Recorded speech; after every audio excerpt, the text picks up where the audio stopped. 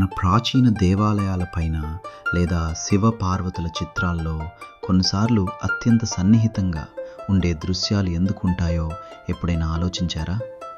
దీన్ని చూసి చాలామంది తప్పుగా అర్థం చేసుకుంటారు. కానీ దీని వెనుక ఉన్న అసలైన యోగ సాధన రహస్యం తెలిస్తే మీరు నిజంగా ఆశ్చర్యపోతారు. ముందుగా మనం తెలుసుకోవాల్సింది ఏమిటంటే, పార్వతీదేవికి శివుడు కేవలం భర్త మాత్రమే కాదు, ఆయన ఒక గొప్ప గురువు కూడా. శివుడు పార్వతీదేవికి భైరవి విజ్ఞాన తంత్రం అనే గొప్ప జ్ఞానాన్ని మరియు దీక్షను ఉపదేశించారు. సాధారణంగా ఒక గురువు తన శిష్యుడికి దీక్ష ఇచ్చేటప్పుడు నుదుటి మీద ఉండే ఆజ్ఞాచక్రాన్ని తన బొటనవేలితో తాకి వారి కుండలిని శక్తిని జాగృతం చేస్తారు.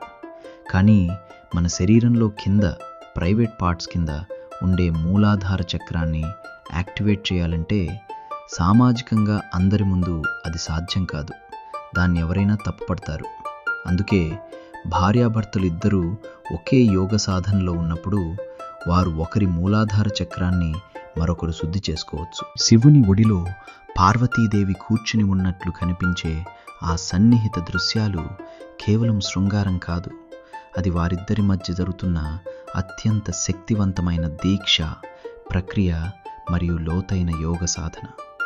మన ప్రాచీన ఋషులు ఈ గొప్ప యోగ విజ్ఞానాన్ని భవిష్యత్తు తరాలకు అర్థమయ్యేలా చేయటానికే గుడులపైన అలాంటి శిల్పాలను చెక్కారు. చూశారు కదా, మన సనాతన ధర్మంలో ప్రతి శిల్పం వెనుక ఒక గొప్ప సైన్స్ ఉంటుంది. ఈ అద్భుతమైన వాస్తవాన్ని అందరికీ తెలిసేలా ఈ వీడియోని మీ మిత్రులకు తప్పకుండా షేర్ చేయండి. కామెంట్స్లో భక్తితో హర హర మహాదేవ్ అని రాయండి.